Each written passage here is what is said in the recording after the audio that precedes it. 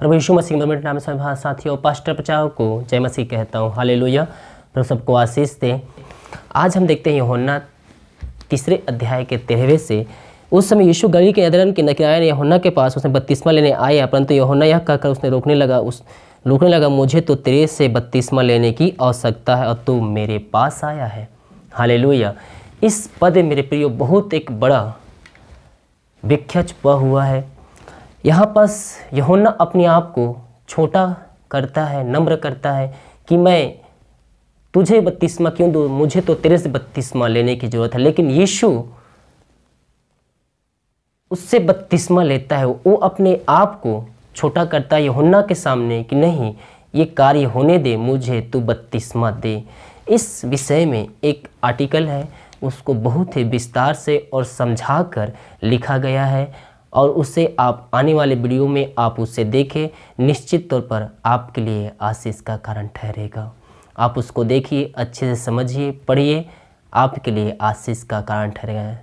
खास करके इस वीडियो को जो युवा पास्टर प्रचारक और जो कलीसिया चलाते हैं और जो प्रचार करते हैं और जो पास्टर हैं, इस वीडियो को खास करके आप ज़रूर देखें।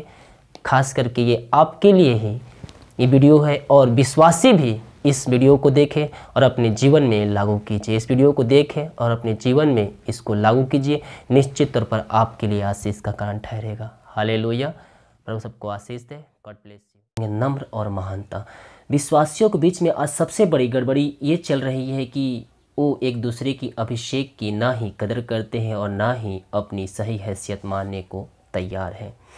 पर इस गठबंधन का सबसे अच्छा उदाहरण हमें यूहन्ना बपतिस्मा देने वाले और प्रभु यीशु मसीह की सेवकाई में मिलता है। मेरे प्रियो, ये उस वक्त की बात है जब यीशु मसीह बपतिस्मा लेने को यूहन्ना के पास आए और यूहन्ना ने बपतिस्मा देने से असमझ दिखाई दिया, पर प्रभु यीशु ने कहा हमें इस रीति से धार्मिकता को पूरी करना उचित है। उस समय यीशु गलील से यरदन के किनारे पर यूहन्ना के पास उससे बपतिस्मा लेने आया, परंतु यूहन्ना यह कहकर उसने रोकने लगा कि मुझे तेरे से बपतिस्मा लेने की आवश्यकता है और तू मेरे पास आया है। यीशु ने उससे उत्तर दिया कि अब ऐसा ही होने दे, क्योंकि हमें इस रीति से सब धार्मिकता को पूरा करना उचित है। तब उसने उसकी बात मान ली। इस कथन में हमें यीशु मसीह और यूहन्ना दोनों की नम्रता दिखती है।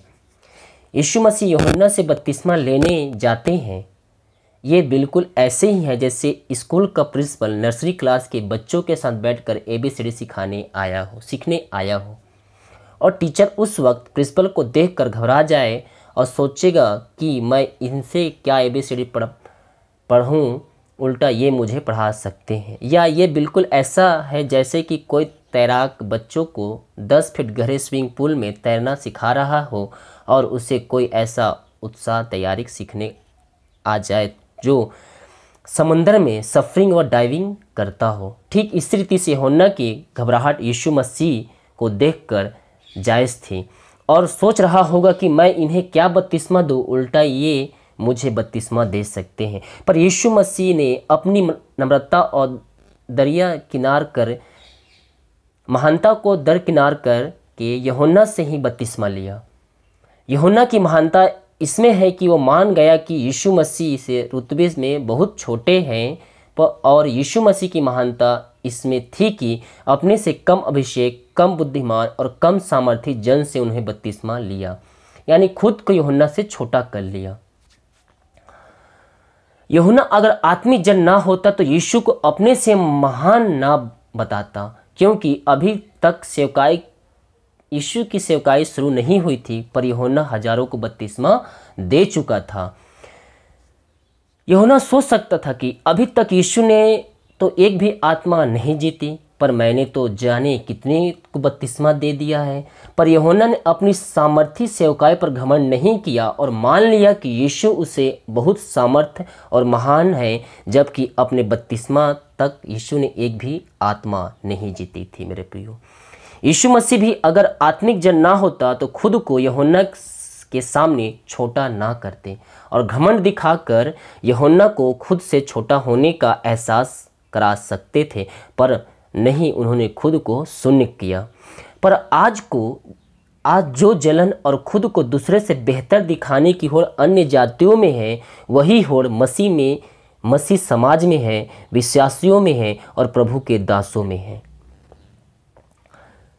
कोई अगर अभिषेक में, पवित्र आत्मा की सामर्थ्य में और प्रकाशनों में अगर दूसरे से बड़ा है तो दूसरा इसे मानने को तैयार नहीं, और अगर कोई वाकई में बड़ा है तो उसे झुकने को तैयार नहीं। कई बार ऐसे युवाओं को देखा जाता है जो अभी बाइबल सेमिनार से पास्टर होने की डिग्री ले आए और डिग्री मिलते ही वो पता नहीं कौन से आसमान पर चढ़ जाते हैं और उन्हें लगता है कि वो अब हमसे बड़ा कोई नहीं। भले ही आज तक परमेश्वर के राज के लिए एक भी आत्मा ना जीती हो, पर उन्हें ये लगता है कि हम बनने से पहले ही कुछ बन गए।